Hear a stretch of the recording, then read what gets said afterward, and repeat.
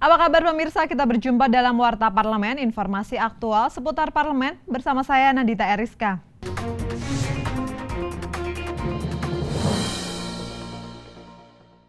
Terkait pengurangan anggaran Kementerian Pemuda dan Olahraga pada RAPBN 2017, Komisi 10 DPR RI berharap pengurangan anggaran tersebut tidak mengganggu prestasi olahraga nasional. Komisi 10 juga meminta agar Kemenpora segera membuat penganggaran untuk persiapan penyelenggaraan Asian Games 2018. Komisi 10 DPR RI menggelar rapat kerja dengan Kementerian Pemuda dan Olahraga untuk membahas anggaran rencana kerja awal. Dalam rapat tersebut, anggota Komisi 10 DPR RI, Dadang Rusdiana, mengatakan anggaran Kemenpora pada tahun 2017 turun menjadi 2,7 triliun rupiah dari yang sebelumnya 3,3 triliun rupiah pada tahun 2016. Dadang Rusdiana mengharapkan pengurangan anggaran tersebut tidak mengganggu pencapaian dan target prestasi olahraga nasional. Jangan sampai pembinaan para atlet serta sarana dan prasarana para atlet nasional justru menjadi lebih buruk. Untuk meraih prestasi besar itu ada jaminan bagi atlet. Maka kita ke depan mungkin akan membuat undang-undang tentang atlet. Kalau guru dan dosen, kita punya undang-undang guru dan dosen yang kita mencoba menghargai, menghormati, kemudian melindungi guru dan dosen sebagai sebuah profesi. Ke depan atlet terus seperti itu sehingga nanti prestasi kita menjadi lebih baik. Jadi 2,7 triliun itu harus mampu dicerminkan nanti dengan pencapaian prestasi olahraga yang luar biasa.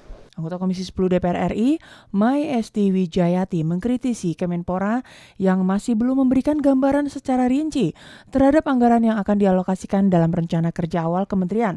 Seharusnya, Kemenpora dapat mempersiapkan alokasi anggaran yang menjadi prioritas pada tahun 2017 mendatang, mengingat Indonesia akan menjadi tuan rumah Asian Games.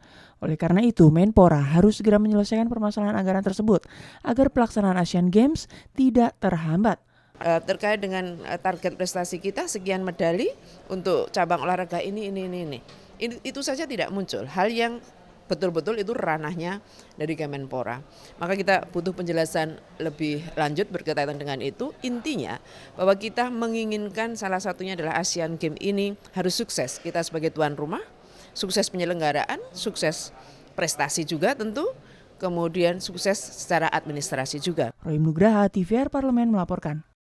Perhelatan pemilihan kepala daerah Kabupaten Takalar hanya tinggal menghitung waktu. Komisi 2 DPR RI mengapresiasi kesiapan Kabupaten Takalar sebagai satu-satunya kabupaten di Provinsi Sulawesi Selatan yang menggelar pilkada serentak di tahun 2017 mendatang.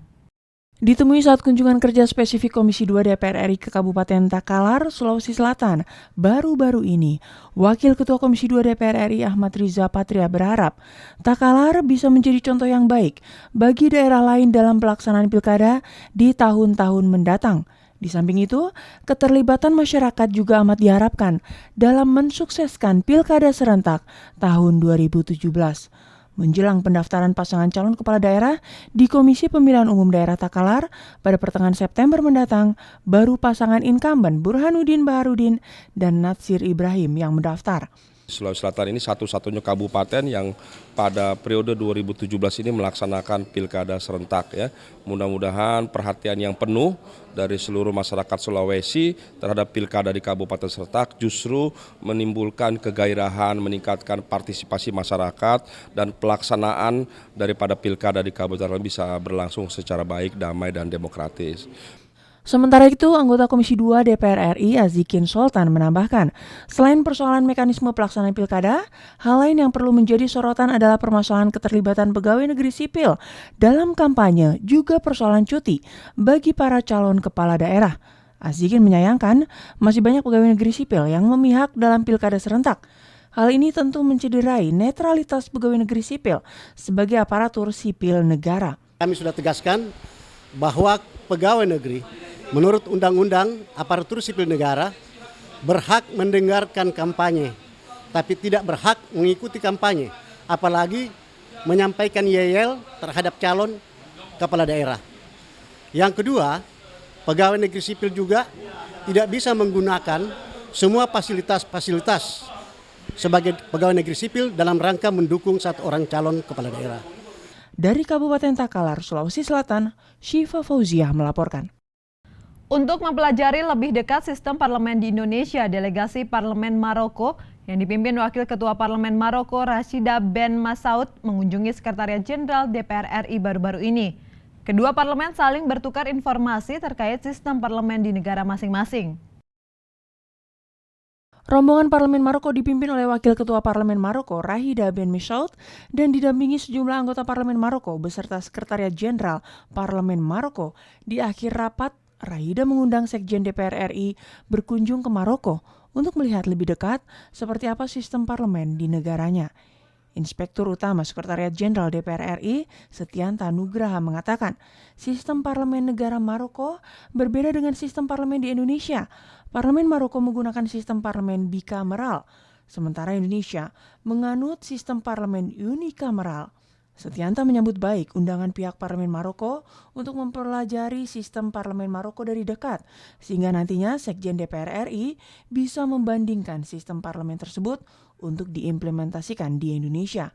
Apalagi di Maroko, di tiap komisi memiliki auditor internal dan para anggota DPR membuat laporan kegiatan acara yang dilakukan di daerah pemilihan masing-masing. Dan dari sistem kita memang bukan bikameral seperti mereka, tetapi kita unikameral, meskipun kita juga punya DPD, Dewan Perwakilan Daerah, yang mencerminkan keterwakilan daerah, tetapi memang berbeda dengan sistem ketatanegaraan dengan di Maroko.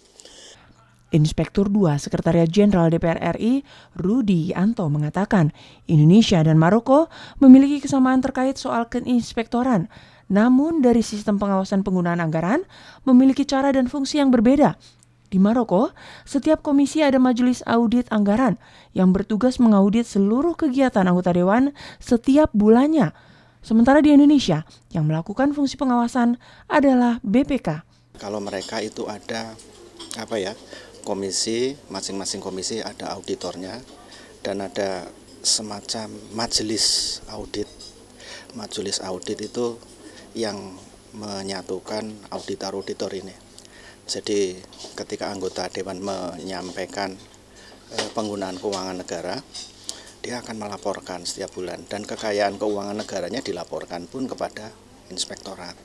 Kalau kita kan ada BPK untuk memeriksa penggunaan keuangan negara. Habibie dan Heri, TVR Parlemen melaporkan. Demikian Warta Parlemen kali ini, sampai jumpa pada Warta Parlemen berikutnya. Terima kasih atas perhatian Anda, saya Nandita Eriska. Wassalam.